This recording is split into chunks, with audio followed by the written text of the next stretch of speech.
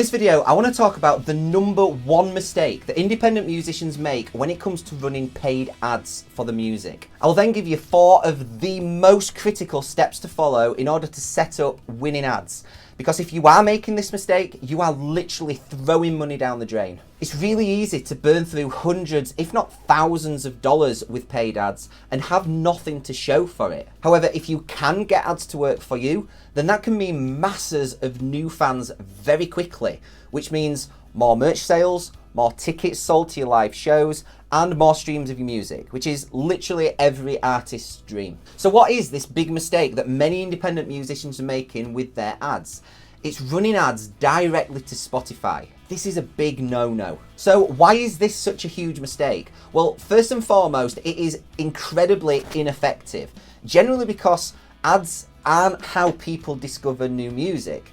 And secondly, you're going to spend a huge amount of money with zero chance of getting a return on your investment. The whole point of running ads in the first place is to make more money at the back end than what you put in on the front end. And with Spotify streaming payouts being so low, it is impossible to run ads directly to Spotify and make them profitable. You'd have to have a cost per result on your ad of less than $0.003. That is the rate that Spotify pay out per stream, and that's just not going to happen. Another reason why running ads directly to Spotify is a bad idea is because there is currently no way to track conversions and therefore analyze the performance of your ad. Now, this may change in the future, but at present, there is no way to install a metapixel or conversion API on Spotify itself. That means that you cannot properly track and analyze the performance of your ad, and therefore you don't know what to tweak in order to optimize it. And secondly, because you cannot track events on Spotify through a metapixel, you cannot set up retargeting campaigns to those users that do interact with your ad and follow through on it. Therefore, you are missing out on the huge potential of retargeting. So what should you do instead? Well, if you are planning on running paid ads, I'm going to talk you through 4 of the most critical steps to follow in order to set your ads up a better way. However, before we dive into that, there are a few caveats to what I'm about to say.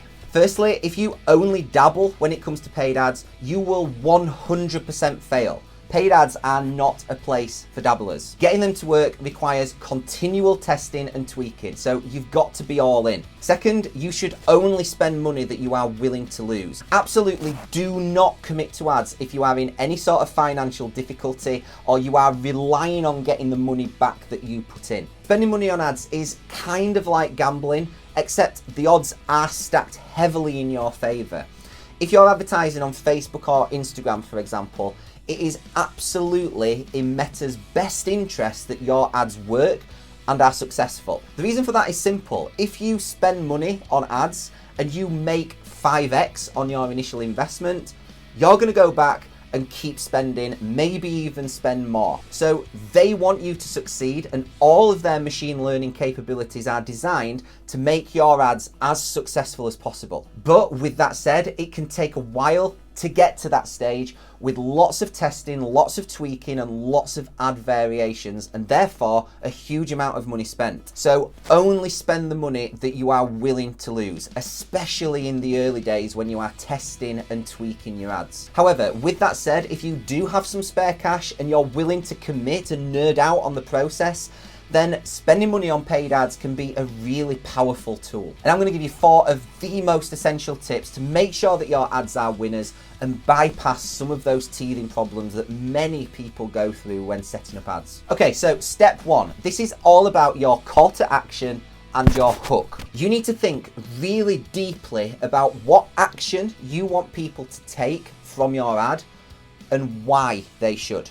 What's in it for them? You need to remember that you are competing for attention, and realistically, no one is going to stop scrolling through Facebook or Instagram to click on an ad to listen to a song by a band or an artist they've never heard of. It's not going to happen. But if you can trigger them to stop scrolling and you then have something that they want or something that is desirable, they'll click. So really think about what you could offer. Maybe you've just got some really unique, cool merch that people just want to own. Maybe you're offering a free gift with every t-shirt order for a limited period of time. Maybe you're offering something educational, such as a unique insight into your process of songwriting that other people could learn from. Maybe you can create a piece of content that teaches people to do something, such as how to play a certain song on guitar. Or maybe you're a singer and you have a particular vocal warm-up that you have done for years that really helps you prepare for recording, prepare for live shows, and it's helped you extend your range. And you could talk them through that process. You just need to have something that is desirable, that people want. The reason that this is so important is because you're reaching out to a cold audience. Most of the people, if not all of the people that see your ad, have no idea who you are. They've never seen you before. And the mistake that many musicians make with their ads is simply asking too much. It's all about providing value, and that is how you're going to make your ads successful. Step 2 is all about your landing page and mailing list. So you need to have a landing page set up where people will go to when they have clicked on your ad. And here, they need to be able to leave their name and email address to get whatever thing it is that you're offering. This should then add them to your mailing list. If you don't have a mailing list right now, then you need to set one up. You can do this completely free. I recommend that you use Mailerlite. It's brilliant. The link is in the description below. This mailing list is going to be insanely useful and probably your most valuable asset as you grow and get traction as an artist. And honestly, mailing lists are criminally underutilized by most independent musicians. I could do an entire video on why these are so important and why you need one. But for now, just start building one. Now, step 3 is all about tracking the performance of your ad. In order to do this, you need to create a pixel within the Meta Business Manager, and then you need to install that on your landing page. This will then allow you to track whatever events you want when people have clicked through from your ad. As a minimum, you should be tracking page views, that is people that have clicked through from your ad and landed on your landing page, and also complete registration. That is people that have entered their name and email address and they've signed up to your mailing list and got whatever it is that you're offering. This is really useful because you can see how many people have clicked through on your ad, and then also how many of them have gone up to sign up for whatever it is that you are offering. And if you're getting lots of people through to your landing page, but not many people are clicking through, either what you're offering is maybe not that valuable or your landing page is rubbish and you just need to better design it. Using this data also allows you to set up retargeting campaigns to those people who have engaged with your ad. All those people that show interest by clicking through your ad to your landing page but not signing up, you can retarget them with something different or an extra incentive to get them over the line. All those people that did complete a registration, those people are now warm to you. You are no longer a stranger.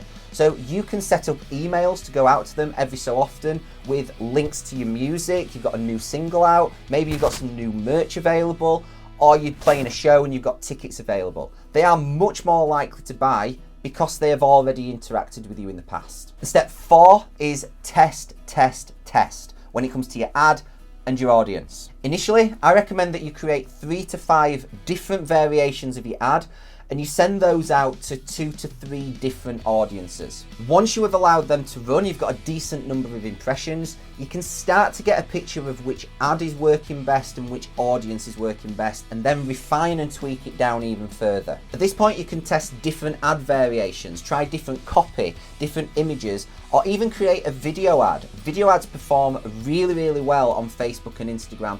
People respond really well to human faces. It builds an instant connection. Once you've then narrowed it down to 1 or 2 ads that are performing really, really well and one audience that is responding really well to that ad, you just need to let it run. Do not touch anything. The beauty of running ads on Facebook and Instagram is that the meta machine learning capabilities that are built into the ads are crazy powerful. And in many cases, they can just optimize it for you. They can do all of the hard work and put your ad in front of people who are more likely to click on it. However, in order to do that, it needs data. You need to be getting at least 40 conversions per week in order for the machine learning to do its thing. And the better performing your ad and your audience, the less this will cost. So that's why the testing in the early stages is so important. But essentially, once you've got it set up, don't touch it for at least a week. Every time you go into your ad and you tweak something, the machine learning resets. So just leave it, let it run for at least a week or 2, and then look at the performance and go in and tweak as necessary. And then do the same thing, just let it run and don't touch it. Now, although these 4 things are really important, this is a really super simplified overview of how to get ads to work for you. There are entire courses that go through this in huge detail, spanning months, way more than I can put together in a YouTube video. However, these are the absolute fundamentals. However, if you are interested in working one-on-one with me throughout this entire process, right from the beginning of creating amazing sounding music, through to having a clear roadmap in place on how you're going to market it and promote it, as well as developing your brand as an artist, so that your music gets heard by thousands, if not millions of people, then there's a link in the description below to book a call. We'll talk about where you are right now, and what your goals are, and what your next steps should be in order to get closer to them. And also whether or not I can help you with that. If I can, I'm more than happy to talk you through the next steps and what that process would look like. So go ahead, click the link in the description below and book a call. Let's chat soon.